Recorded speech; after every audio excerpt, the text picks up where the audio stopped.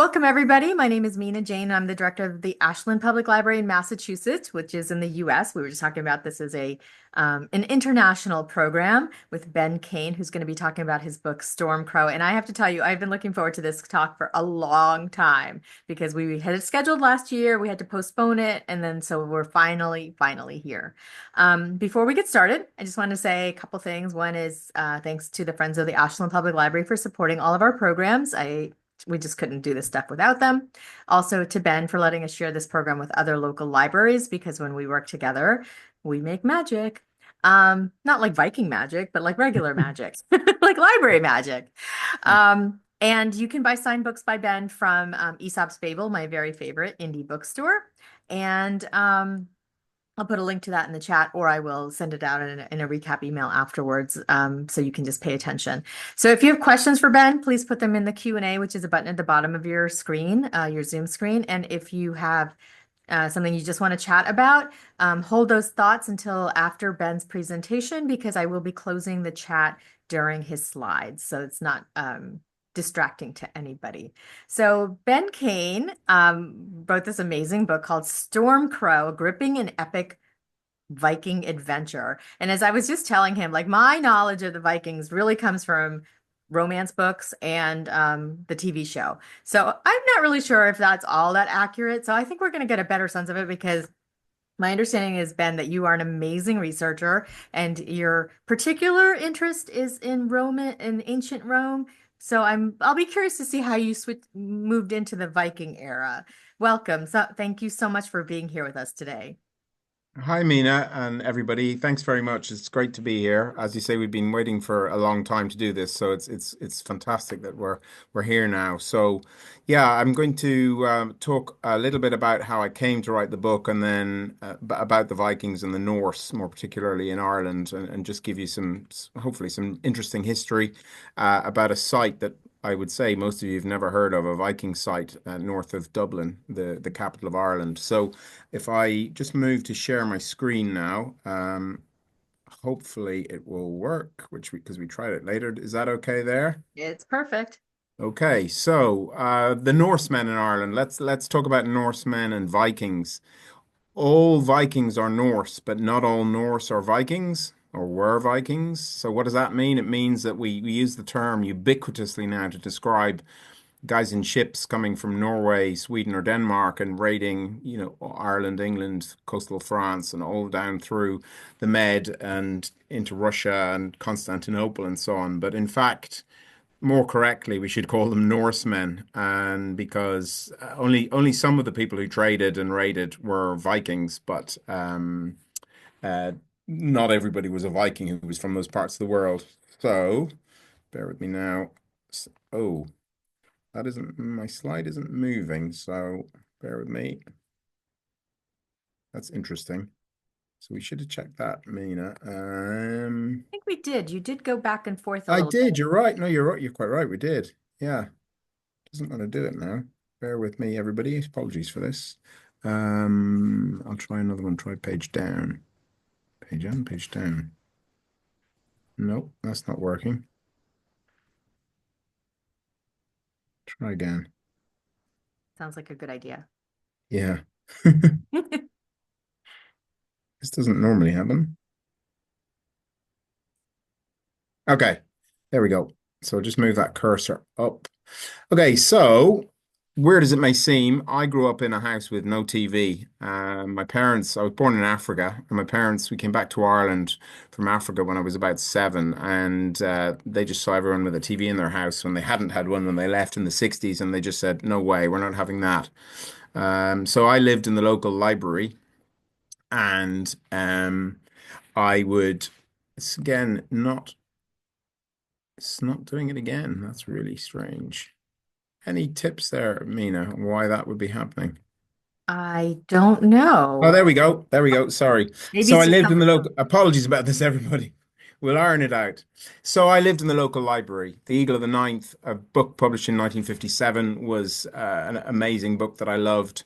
And it's about the Romans in Britain. The Road to Miklagard, a kid's book about Vikings in Istanbul, Constantinople, 2,000 years ago. I moved on by the age of 12 to the adult library because I had read all the kids' books I wanted to. And I was reading Wilbur Smith, I was reading Bernard Cornwell, The Last Kingdom, you may have seen on TV. If any of you were into Westerns when you were younger, or even now, Louis L'Amour was a great American author. I could always rely on him because he wrote about 100 books. Quickly moving on, there's me and my brother and my dog. But I only wanted to be a vet. I didn't want to be a writer or an historian, particularly. It didn't enter my head. And thanks to a TV show called All Creatures Great and Small by James Herriot in the 1970s and 80s, and the books that he wrote before that TV series, they sold in their millions all over the world. Gentle, charming stories of a vet in pre World War II and 1940s and 50s Britain. When life was very slow and gentle, and he had a lovely way with words. And my father is a veterinarian as well, but he was a state veterinarian, so I didn't know what it was like getting up in the middle of the night. So and how tiring it is when you have to keep doing it. So, oh, there's me in veterinary college. So I went to veterinary college at the age of 17. In Ireland and Britain, you only have to do 5-year veterinary degree. You don't have to do a base 4-year science and 4-year veterinary degree like you do in America. So I was qualified at the age of 22. And obviously, I used to do what the guy on the left is doing, checking a cow to see if she's pregnant. And the number of times you get asked, is that what, you stick your hand up a cow's bum? You get so bored with it. My reply to that used to be, yeah, it's a nice warm place on a cold winter's morning. Um, and although veterinary is an amazing profession and very rewarding in many ways, it's a really tough job. And the doggy on the right, you only have to meet a few of them, and they're trying to take your hand off. They're quite rare, thankfully, but they're properly terrifying. I've lost a thumbnail to a dog, and I kept doing it for 16 years. There's the proof. But I had this travel bug, whether it was because I was born in Africa or whether it was because I read so many books. I don't know. But by 1997, I'd read this incredible book called The Lost Heart of Asia by Colin Thubron, British travel writer, and he visited all those stands there in that map who had broken away from the former Soviet Republic, USSR in 91, 92, they broke away. And he wrote this book, which I read in 95. And in 97, I went on my own to Iran, Turkmenistan, Uzbekistan, Kazakhstan, Kyrgyzstan, Western China, and Pakistan. Traveled for 3 months, carrying 3,000 US in cash and money belts. And I didn't meet a foreigner for weeks. And I ended up in this place here. This is a ruined city in Turkmenistan in the desert. It was about 125, 130 degrees Fahrenheit, 50 degrees centigrade. The day I was there, I got sunstroke. And I was reading My Lonely Planet, which, back in the days when you still had actual guidebooks, I don't think anyone uses them anymore. But there was this line in this the entry for Merv, which said that there'd been Roman soldiers there in 53 BC.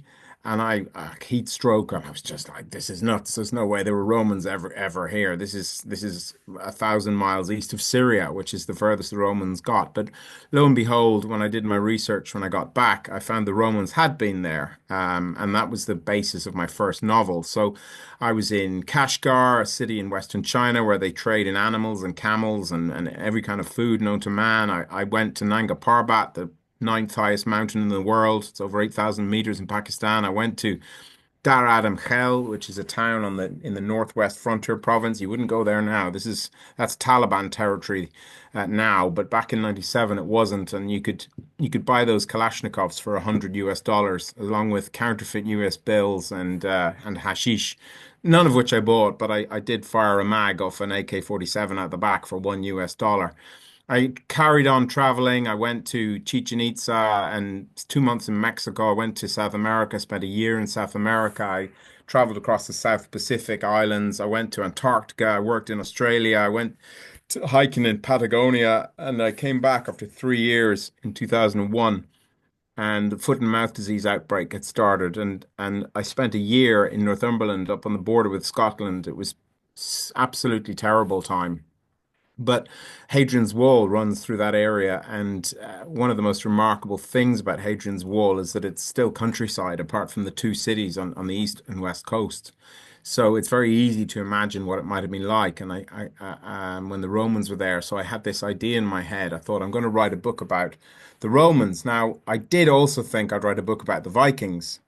But Bernard Cornwell, who I'm sure you all know of, amazing, he's like the godfather of historical fiction on both sides of the Atlantic. And he had just had his first Uhtred novel come out. I can remember standing looking in the window of this bookshop in 2001 in Newcastle, where I was working there for Foot and Mouth, and literally looking in the window, and there was this book about the Vikings, and I literally cursed Bernard Cornwell and thought to myself, right, I can't do the Vikings. I've got to do the Romans. So did I do the Romans? No. I got back to being a vet from after Foot and Mouth. I was on call. I was doing small animals, working towards partnership in a practice.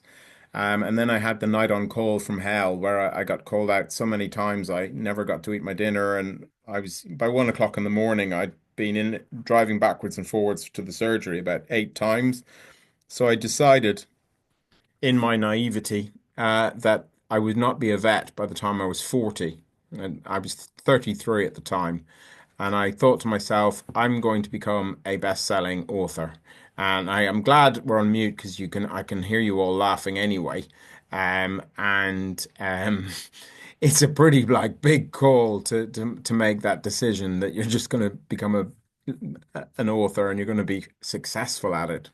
Now, I did look into becoming a doctor and a dentist and a lawyer and trades like carpentry and plumbing and electrician. I looked into a lot of things, and all of them involved significant amounts of retraining and debt and lower wages. So this is why I had this brilliant idea that I'd be a best-selling author. Um, so for the next two years, I worked full time as a veterinarian and as a writer. I did 80 to 90 hours a week for 2 years. Got married and had a baby in that time as well. So for those of you with family, you'll know what that's like. And then I was working those hours too. It was crazy. I mean, if I'd kept it up, something would have popped. But luckily, I got a book deal, and that's me as a veterinarian with my first book in May 2008. Um, and now, Stormcrow is my 19th novel. My 20th comes out this May in 3 months. I'm published in 15 languages and sales of 1.5 million plus books around the world. Glad to say that I finally got to write about the Vikings. So those are proper Vikings there. No horned helmets, please. If you ever see them, you know it's inaccurate. No leather bracers, the big leather things between their elbow and their wrist, like they have on Roman soldiers as well. Very simple helmets, usually mail down as far as their knees, and often with no armor. Shorts, slicing like massive, great dagger that they would call a scramsax or a sayax worn on the belt, as you can see the guy on the left there. Swords, some of them, most of them would have had spears, and they would have had shields as well.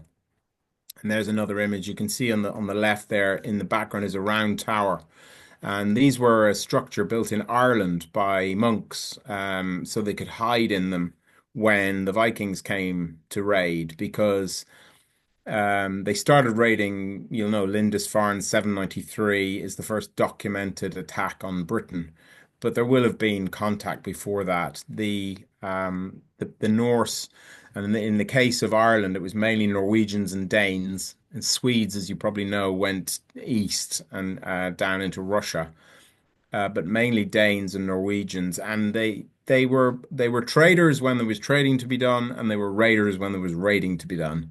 So if there was a strong force of warriors protecting a settlement, they'd leave it alone, and if it was a monastery, which monasteries in the medieval period, they had a wall around them, but it was only waist height.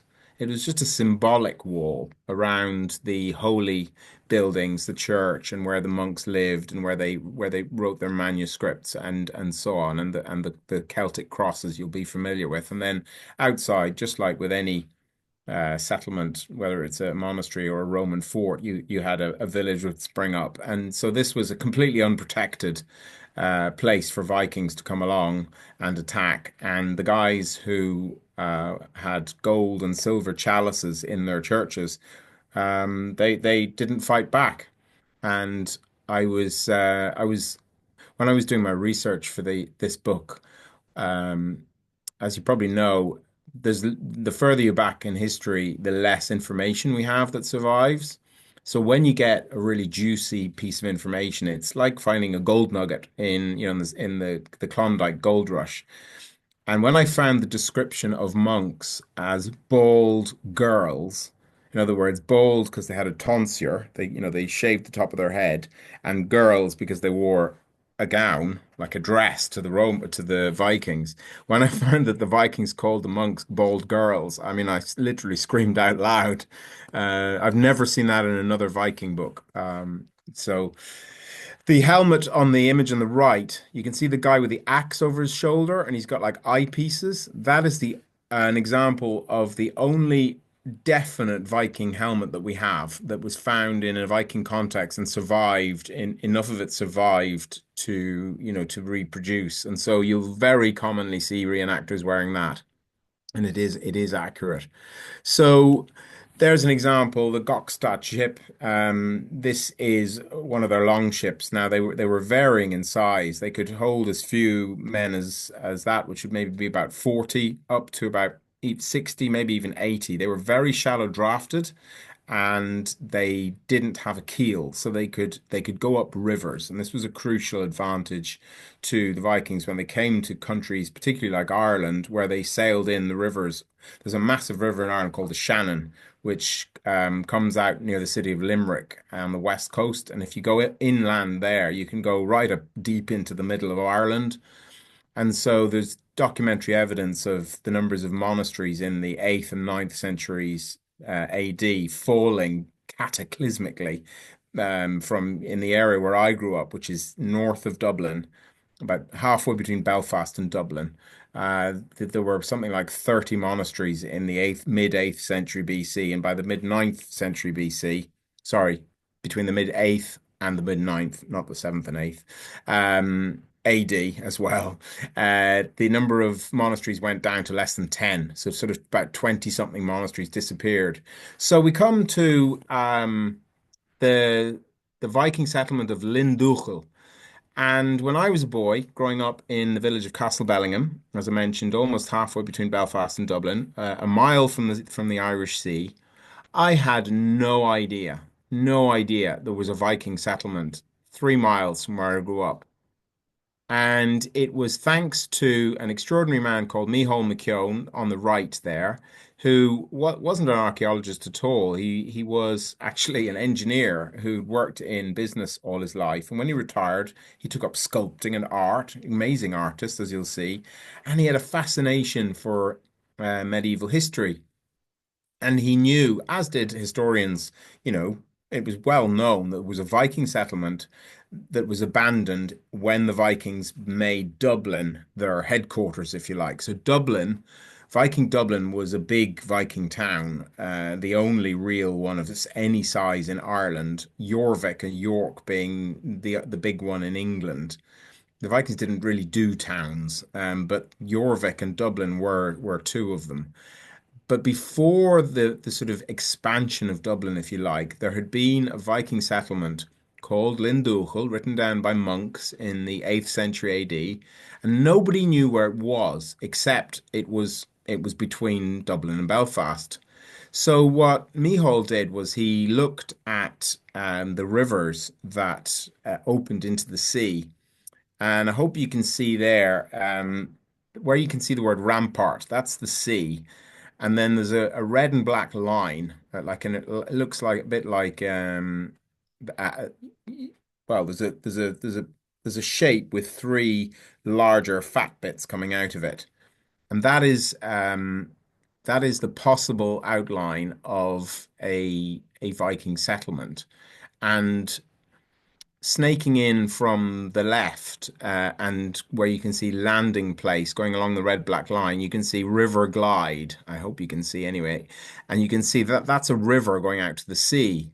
So you have, in effect, uh, a promontory, a piece of land that's got river on two sides of it, and it's got the sea on the other. And you can see the blue line there at about 11 o'clock, where you have the word rampart pointing into it. And that is the only approach by land to this area of ground. So Micheál McKeown thought to himself, this is a great place for a Viking settlement because, as you all know, I'm sure, one of the things that the Vikings did was they used to use islands or promontories like this as their settlements because they needed to get in their boats, and if they needed to get out fast, they could. So they liked something that was defensible but had good access for boats, and it could be defended easily. And this was a possible site. So thought Micheál McKeown. We're talking about 2004, 2005. So there's one of his amazing drawings showing the Vikings coming in. This is a straight section of coastline with very shallow water offshore. It's where we used to go swimming when we were kids. So that's the roughly the ground that you were looking at in the previous map. He got permission from the local landowner because what's amazing is this site is still entirely farmland, apart from one tiny bit that has a house on it. It's all still fields. He got permission from the farmer to get some, do some digging and archaeological excavation. He got some money together from the government, not very much, and they started walking the ground. They got, I think, over 100 volunteers. That area there, that field, they quartered it, as you can see, with squares, just by marking lines of string, I think, and then they started using metal detectors and digging. And what was remarkable was you could actually find Viking stuff lying on the ground. Now, the reason for that was because the river is prone to silting up, and every 30 to 40 years, the locals pay for it to be dredged, and the dredge is thrown onto the fields. So Michael or Micheál had already found a Viking comb, and he'd found pieces of human bone, and he'd found a few Viking nails. So the blue lines are where they didn't find very much, but you can see the black dots. That's what they started finding just with the first casual examination with metal detectors. Huge amounts of stuff. So now I hope you can get a better idea. This is like using if you were using a drone. So this is looking east into the Irish Sea. The ramparts there on the left. You can see it, and you can see the river snaking in from about over in the bottom left, and there are ships there, so they were able to bring their ships right in away from the bad weather. A safe harbor from bad weather is also really important. And you can see the river snaking around this piece of land, coming out, and there's leaving like a fish hook there, protecting the entrance. And you can see it's open farmland. We're talking over 300 acres in size. What's truly remarkable is that this site is as big as Viking Dublin, which was a decent sized Viking town. So it's quite extraordinary. And unlike Dublin, which is a busy international city, and you have everything from the last 1,000 years built on top, this is farmland. So what Micheál reckoned was would be a rampart like this. We know this from other Viking sites. So when they took their metal detectors and they started checking where that blue line is, what was absolutely mad is that they found evidence of rampart in about an hour. So just to put that into perspective for you, if you are an archaeologist and you're looking for a lost site, your chance of finding something, the particular thing you're looking for, is like a needle in a haystack. And if you do find, say, a very important historical site, it's like international news. And it's also just unbelievably rare. And so for Micheál McKeown to find, there you can see his artist's impression of the rampart, to find that rampart the first time in the first place they looked for it, it's just nuts. Absolutely nuts. So what happened then is kind of natural, but also very frustrating. They got a significant amount more funding, and I'm only talking 100,000 euros. So that's like 110,000 American dollars, which, is a lot of money to you and me, but it's peanuts when you're talking about an archaeological dig.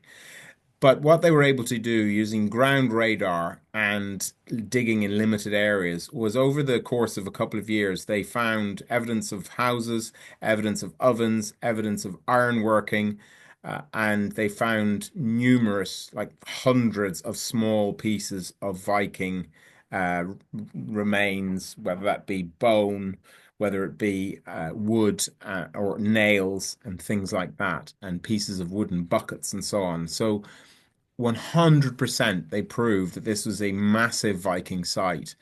And what happened then was there was sort of a bit of a falling out between the archaeologists they were involved with and the other couple of people involved.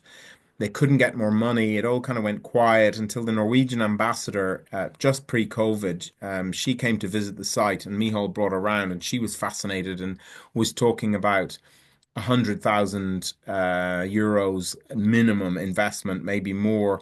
And then COVID hit and she was transferred to a different job and it all went quiet. And so I literally found out about this during the research for my book a couple of years ago. I didn't really have much awareness. I knew there'd been a Viking festival fairly recently there, but I wasn't quite sure why. And then I found some details of this. And one of the lovely things about Ireland is that if you don't know somebody, somebody you know knows somebody. And there's always the internet. And very soon I was talking to Micheál McKeown on the phone, a lovely man who was incredibly helpful. And he sent me all those drawings and pictures. They're all his own work. He sent me all the archaeological reports that had been found. And he offered to walk the ground with me and show me the site. And then between one thing and another, I couldn't get over to Ireland, and he was then ill.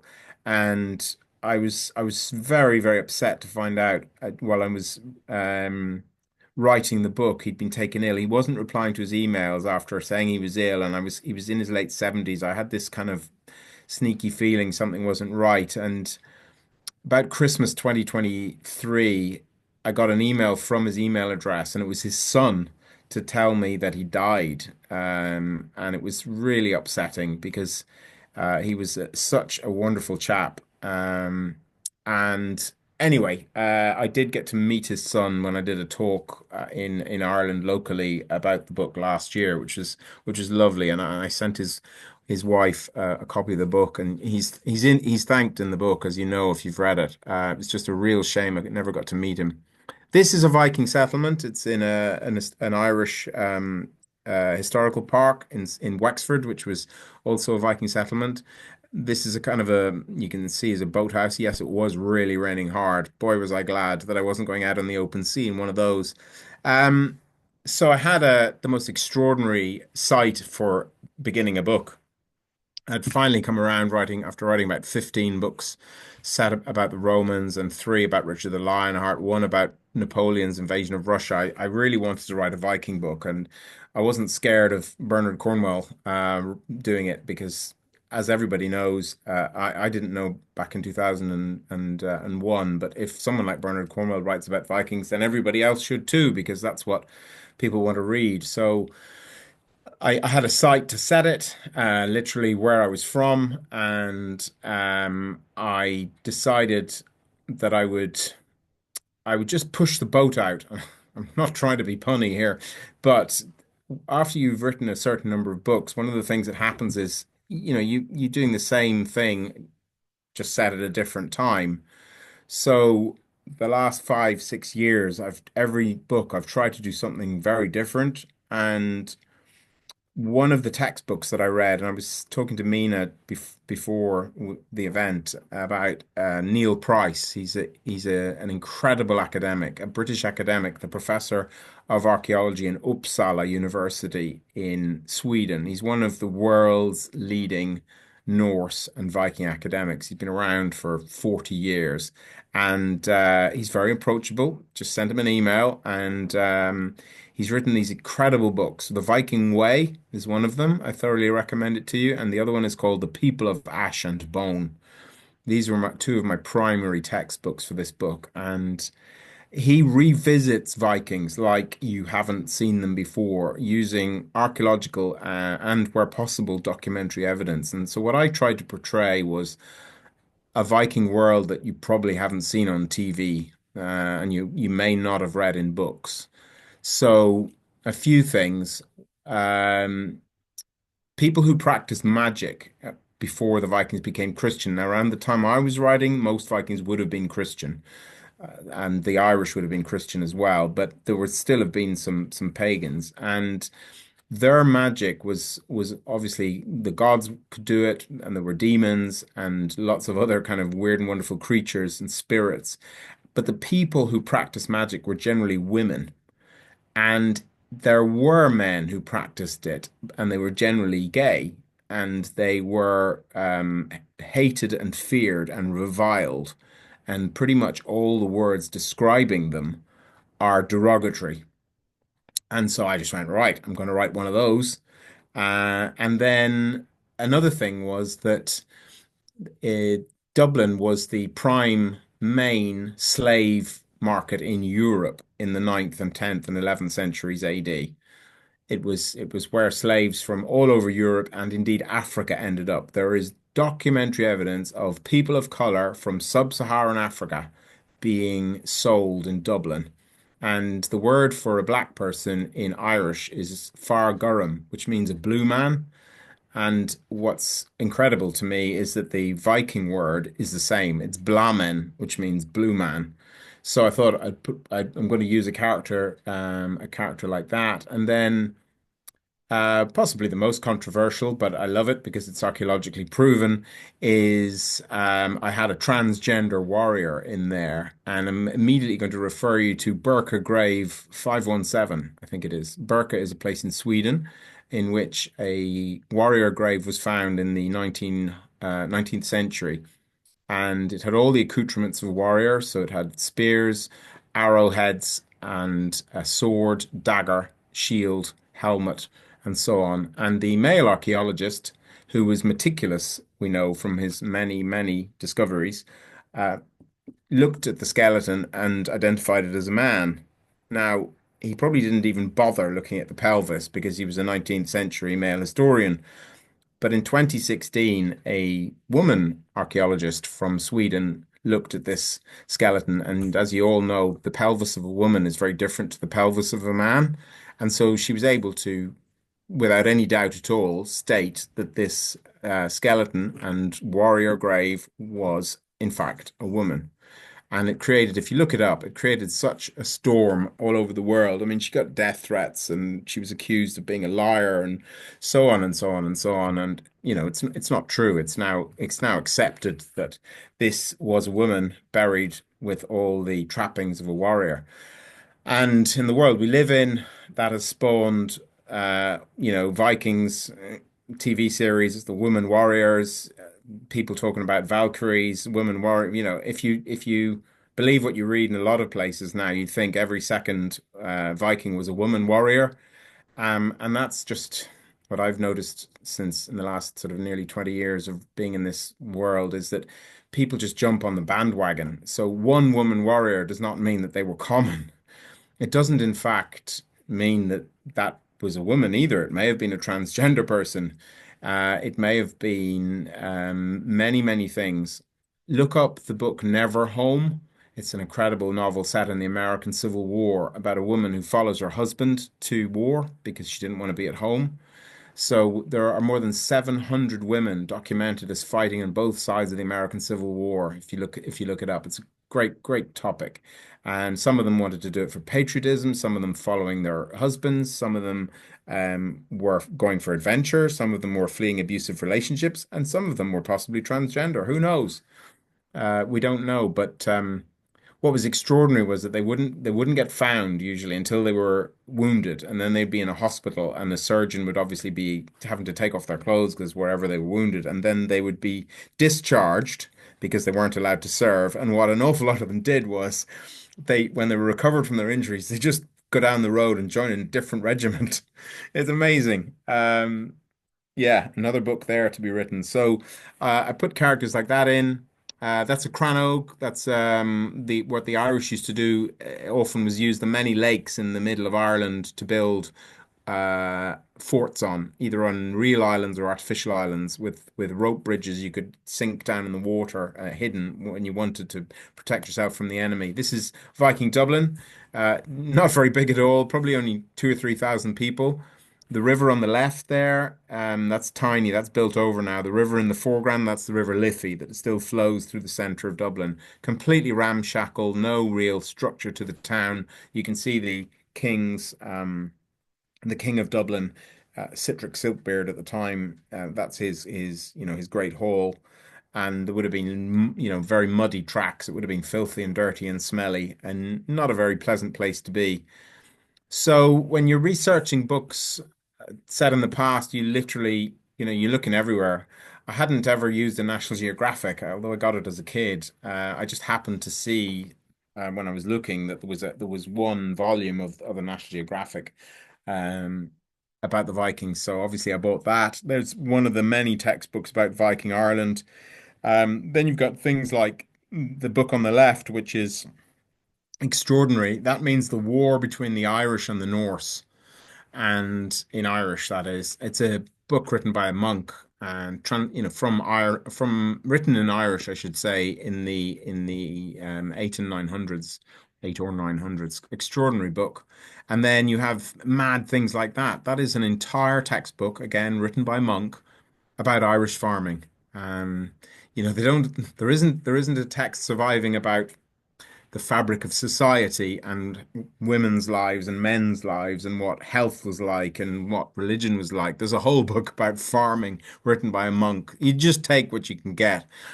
So it was very useful, though, very, very useful. For example, I learned that I had put a scene in the first chapter of the book where there was a hay barn. You can't go wrong, can you? I thought. Romans used hay. Everyone used hay, not the Irish in medieval times. The weather was so mild. The Irish didn't make hay. They used to leave their cattle and sheep out over the winter. And if there was a bad winter with snow, then loads of the livestock died, and that gets recorded. So it's amazing the things that you learn. Another thing I learned from that book, which is fantastic, and again, I know I'm being nerdy, but this is the kind of detail I like to get, was that the longest measurement of distance in medieval Ireland was a spear cast, as in the throw of a spear. So you have measurements like an inch and 3 inches, 6 inches, a foot, not a yard because that was too early for that, but measurements like that. And then a spear cast is the longest. And what does that tell you? It tells you how small people's worlds were. They didn't travel usually more than a few miles from where they were born. And why would you need to know anything further than a spear cast when you didn't go long distance? So in the book Stormcrow, very definite, very deliberately, there is no mention of distance longer than a spear cast, other than to go, oh, I think it takes about half a day. And I made mention of that in the author's note, and also about the time of day. If I could go back to my original, say, first 6 or 8 books and take out references to "I'll meet you in an hour" in Roman times, I just wish I could, because until very, very recently, just the last couple of 100 years, most of us, we knew it was getting light. We knew if it was cloudy, it was roughly midday, and then it was getting dark, and then it was night. And if it was sunny, we had more of an idea. And other than that, our concept of time was just totally different to ours. And that's something I tried to get across in the book as well. So I think I'm on about 40 minutes. What I forgot to mention with my mention of the three kind of, what's the word, controversial characters, was the main character. I have this boy called Finn who is just a half Irish, half Viking boy who finds this body on a beach. And it's funny how the things in your life come through in your writing. When I was 14, we went down to a beach, not where Linduchel is in the village of Annagassan, but about a mile further on. There's a nice beach we'd go to if the weather was good. So my mom took us, and my brother was there, and some of our friends. And I'll always remember this dead body washed in on the tide. You're 14 years old, and there's like, it was a guy, an old guy, just wearing a pair of trunks and dead as dead could be. and it was really shocking. And so when I started writing the book, I didn't even remember the incident. I just started writing about a body on a beach. So yeah, this guy, and he finds this body with a sword on it, and swords were something that only rich Vikings had, and so it was a hugely wealthy object to own. But a raven is on the corpse, and the raven was sacred to Odin, as you know. So he makes a deal. He says to the raven in his head, if you let me take this sword, I will serve Odin. And the raven hops off the body as if to say he can take the sword. Now, obviously, a raven wouldn't do that, or it would if you walk towards it anyway. But you gotta roll with it.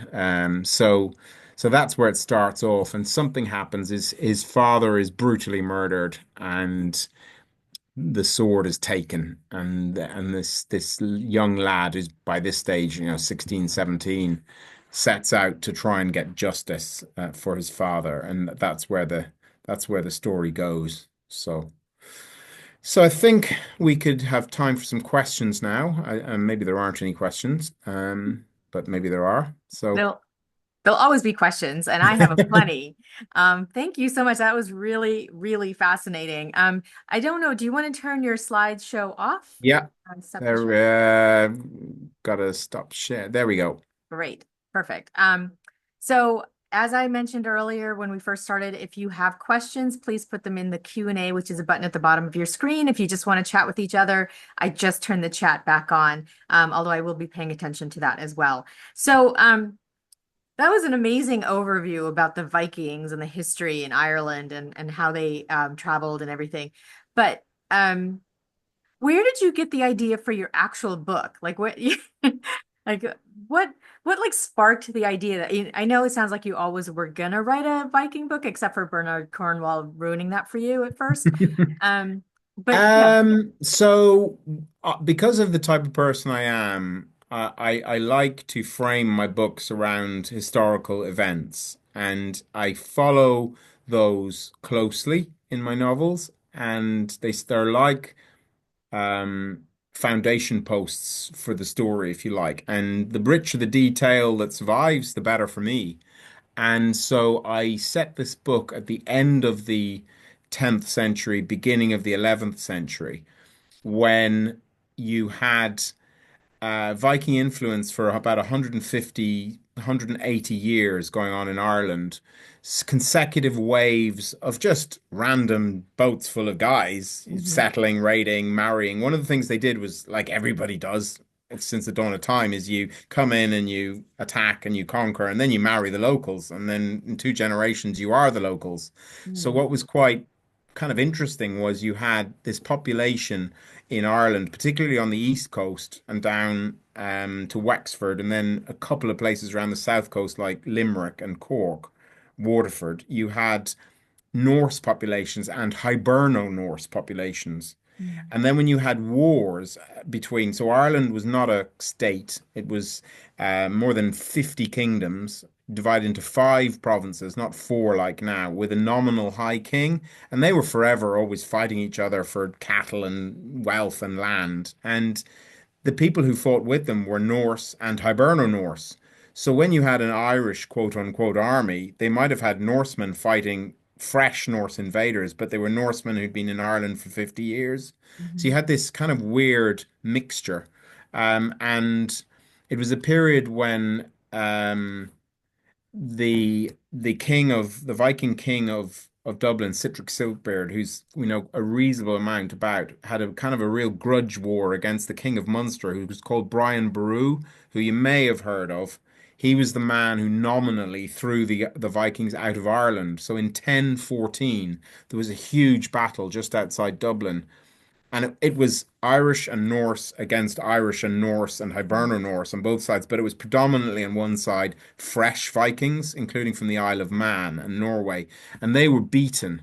And but of course they didn't just leave; they were still there afterwards. But it was a pivotal battle, and so I thought that if I wrote a second book, I we know something between 1000 and 1014 AD. There are sort of these various details we have of marriages and intermarriages and raids by the Vikings and so on. And I want and various historical characters like Sihtric, Brian Boru, and then the High King of Ireland, who was called Mael y Shecnel, who lived on one of those artificial islands in the Midlands, and he's in the book as well. So I wanted to sort of just draw a rich picture of Viking life which people wouldn't know about because everyone who writes Viking novels writes them set in England or in Norway or, they don't write them set in Ireland. I literally have only found one self-published novel set in Ireland. So I was going, wee, this is, I'm Irish. This is from where I'm from. Hmm. Um, so yeah, that's how I sort of came to the idea, if you like.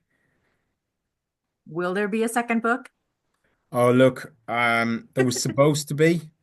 There was supposed to be, and I got to the end of it, and the book I'd written just before it was Napoleon's Spy about Napoleon's invasion of Russia, and because that took place in the early 19th century when everybody could read and write, instead of 400 words that survive on a 1,000-year-old manuscript, we have 155 first-hand accounts in their entirety. Mm.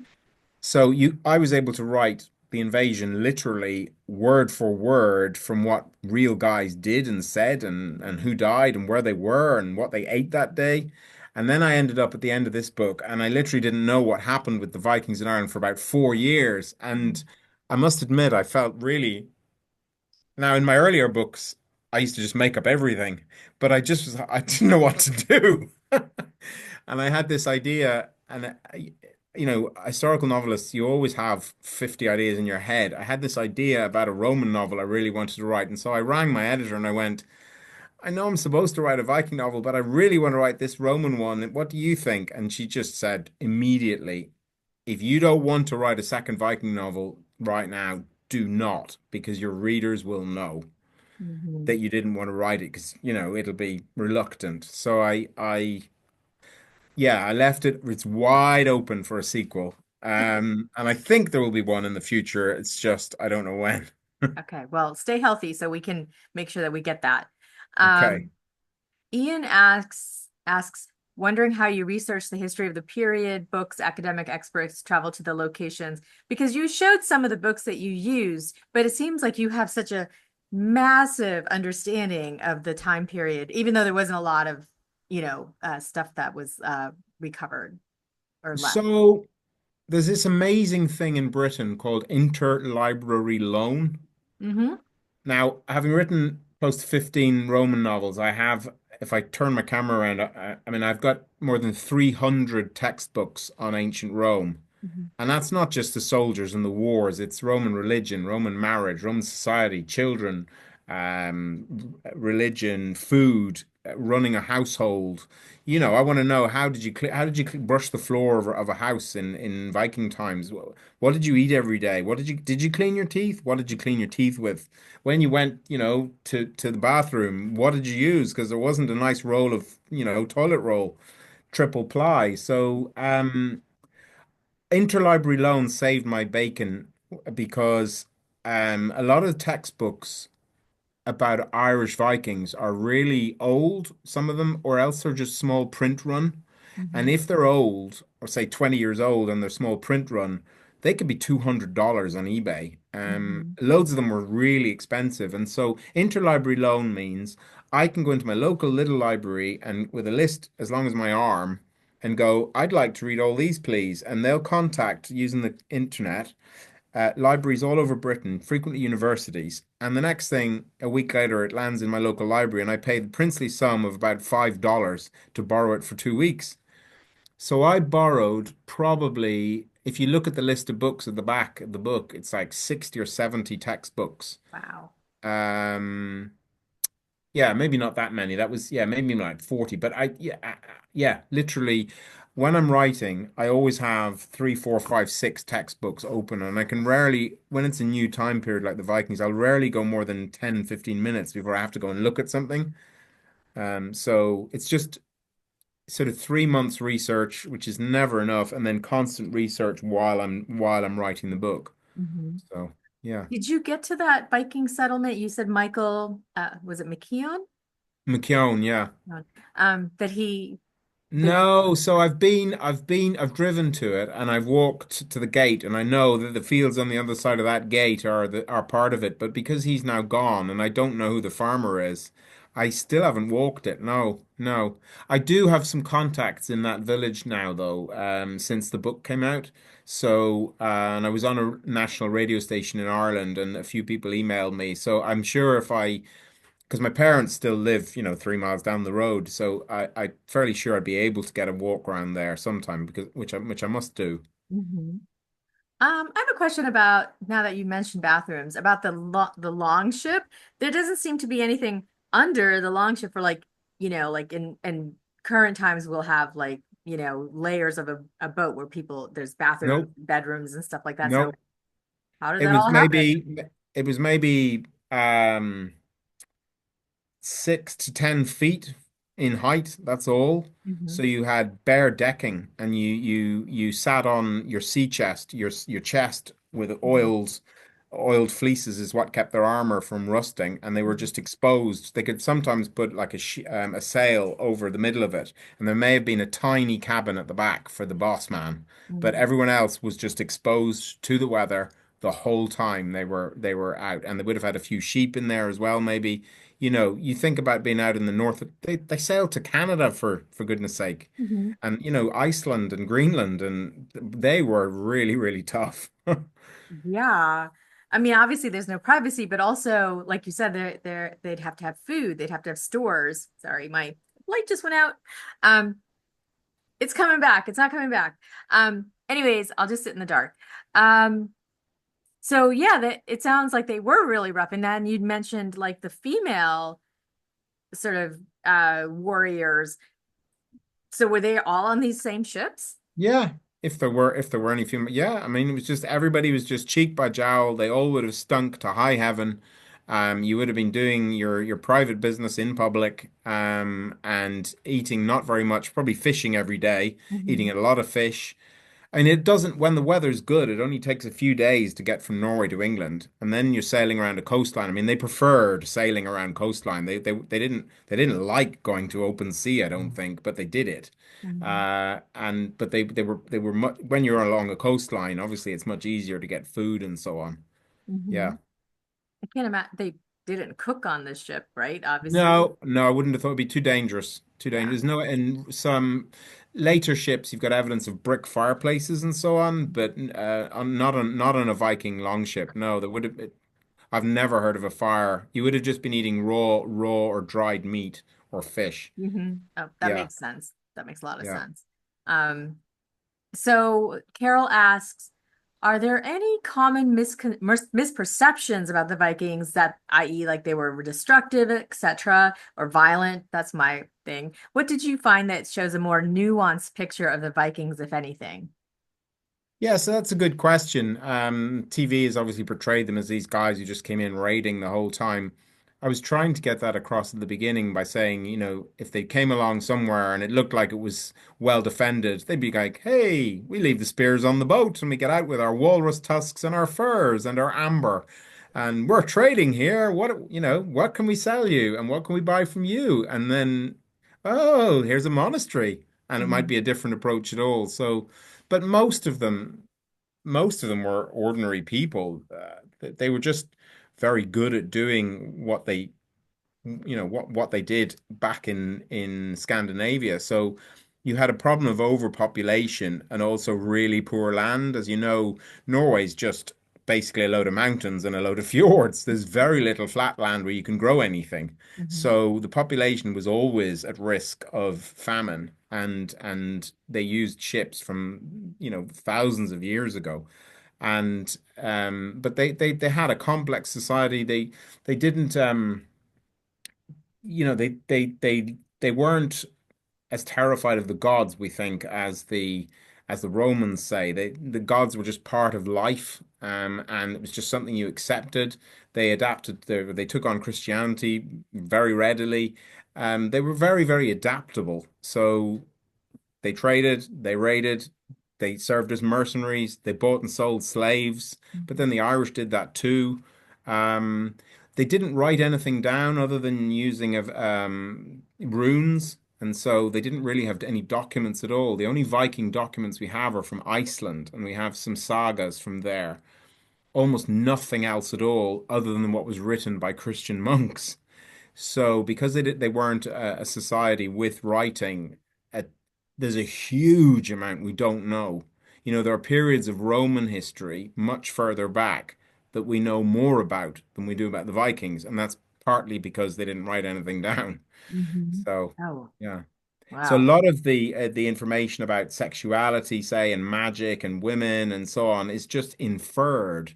You know, you'll get the words that are used about a woman or about a magician, a shaman, and is it repeated in a different document? And what does that mean? And then, 5 pages of discussion about that. And sometimes it's literally down to just some words rather than any archaeological evidence because they didn't have towns, like I said, barely at all. So you don't have that like you've got for the Romans or the Normans or any other people that did live in cities. It's really fragmentary, the history we have from them, sadly. Hmm. So yeah, there's a huge potential for people to make stuff up, which obviously Hollywood does.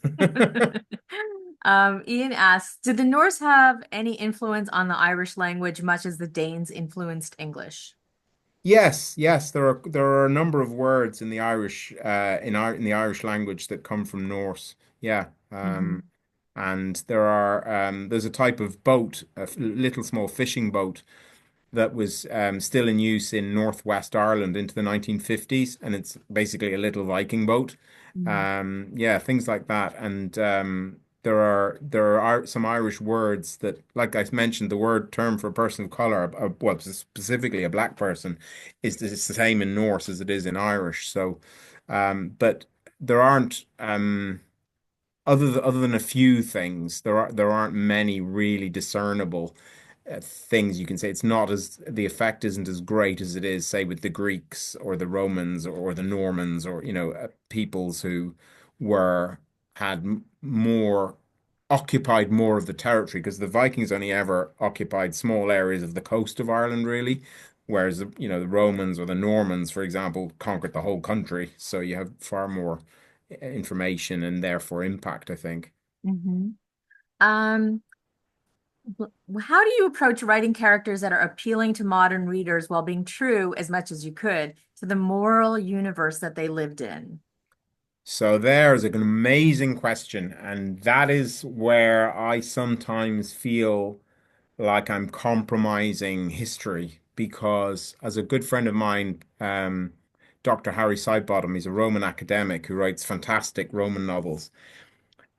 And I'm quoting him here. He says, if you wrote a Roman soldier, Roman male soldier, as he would have been, died in the wool, he'd be racist, homophobic, and misogynistic, and nobody would like him.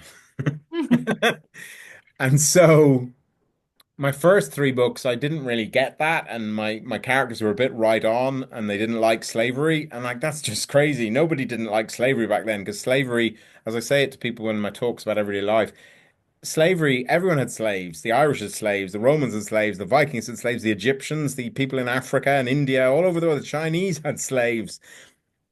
Saying, "Oh, look, you've got a slave," is a bit like walking into your friend's house and saying, "Oh, look, you've got a washing machine." That's how normal it was. And so the dilemma is to make it real and gritty. And sometimes you have the bad guys do the stuff that was everybody would have done. And Mhm. the good guy, if you like, doesn't agree with that, but he can't change it because it's the way it is, if you get what I'm saying. But sometimes I literally get a character to do something really shocking to show the reader that so I'll give you an example. I don't think it's giving too much away. A veteran centurion in one of my Roman novels who's pulled about 20 guys through an ambush, a real life ambush in which 3 Roman legions were destroyed. 15,000 guys wiped out in a couple of days by German tribesmen. And like literally a handful of men got out. So this guy, he got his men out, some of them, and later on in the series, one of his men gets killed by a 12-year-old with a spear, and he has that kid and a 7-year-old who's the brother and the granddad crucified. Oh. like on the spot, crucified. Mhm. And I sometimes get emails. It's funny, all the horrible things that happen to people in my books, and I don't get complaints, but I get complaints about that. And this doctor in India wrote to me and he's like, "Oh, I've got a 7-year-old and a 10-year-old, and how could you write a scene like that?" And I said, "I've got a 7-year-old and a 10-year-old too at the Mhm. time." But I wanted to show you that that's what he would have done because this soldier was he'd taken him through hell and he survived 2 years later and then he's dead. So he's got Mhm. one of his sons. So yeah, but it's very hard to be completely authentic for that reason, and also for the simple reason is that especially with a civilization or people like the Vikings about whom we know so little, and the Romans who are so far back, we don't really know. So you can only try to be accurate, if you know Mhm. what I mean. But Yeah. That's interesting though. I mean, and we're just about out of time, but like because human nature is human nature. So like there could like throughout history there's people that are maybe nicer than others. Society of course dictates a lot of that, but there'll always be villains and good people and people in the middle and people that see gray and people that see black and white. So it seems interesting to figure out how to put that on the page. yeah, for sure. Yeah. Yeah, that's the whole point is that the thing that I think everybody reads for is enjoyment, obviously being taken away from the present, but also we want to see things in the characters that we see in ourselves and maybe qualities that we might see in ourselves or qualities that we wished we had, like say really brave or whatever, and we seek to identify similarities, and so that's key. And um, but I find I find in the public arena and on TV that people. I'll give you an example. PTSD is a big thing everyone knows about, especially since 9/11 and Iraq and Afghanistan. And obviously, it only got found out after World War One. And it's very common when soldiers from highly developed nations where you don't see people dying and you don't kill your own chicken to eat it, you buy it in the supermarket and you've never seen a person die, probably. Um, and so PTSD is really common. But the way I describe it is in ancient Rome and in Viking times, you killed your own chicken, you killed your own sheep. 50% of babies died before they were 1 year old. Mhm. Women died by the age of 30 because of childbirth problems. In Roman times, you had gladiator fights and you had criminals being ripped apart by wild animals, at which 14 and 15-year-old boys and girls, because they were adults, were watching.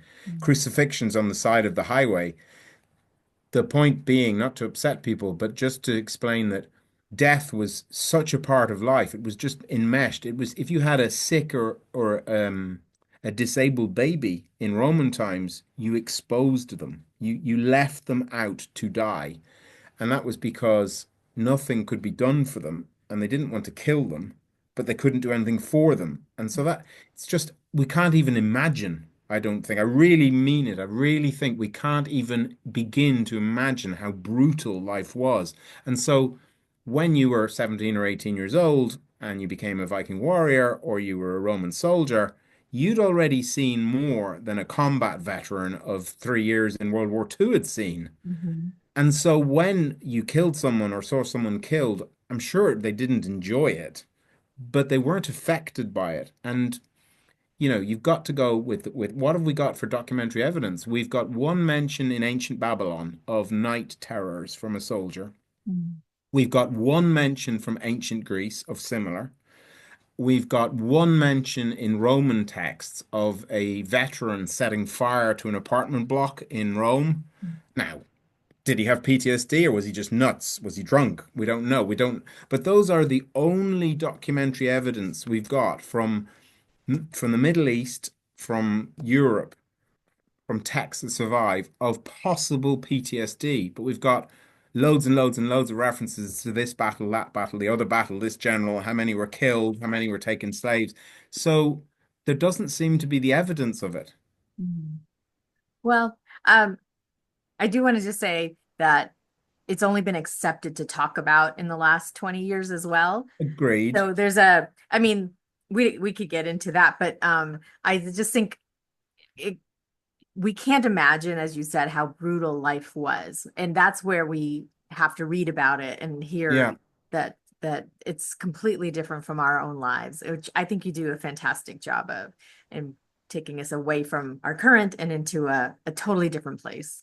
Yeah, thank you. I mean, just, the Romans, because I know more about them, there's more documentary evidence, I've written more books. They love their dogs. We've got gravestones to Roman dogs. So, but we've also got, and I use this in my talk in schools, we've also got two comments by Roman philosophers about these are totally different people. Someone whose baby died, and he wrote him a note that said, "Why are you grieving? The baby was only 6 months old. You didn't even know what it was like. Just get on with it." And that's Mm-hmm. first century AD. Mm-hmm.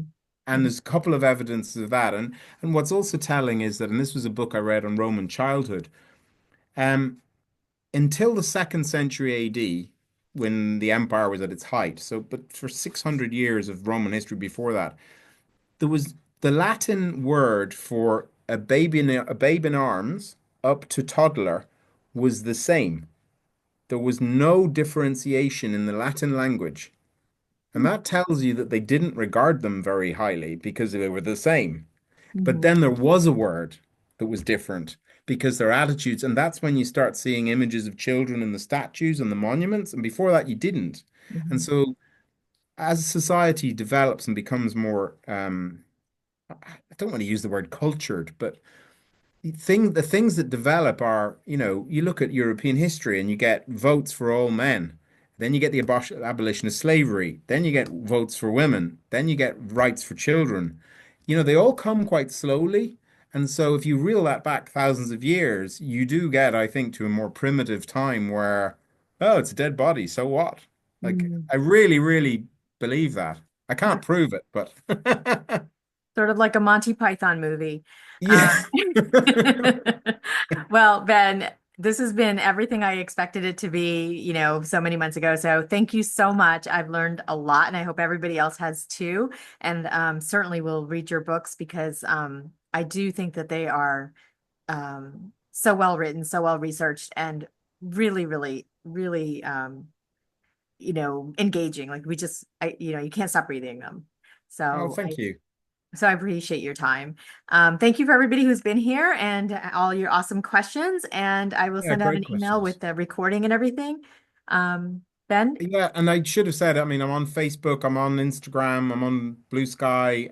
Just look me up. I live to interact with my readers and always happy to answer a question or whatever. Emails ben@benkane.net. So, you know, it's been a pleasure. Thank you, Mina. absolutely. Thank you. Have a wonderful day, and we look forward to your future books. Oh, thank you. All Thanks. right. Bye, everybody. Oop, wait, where am I ending?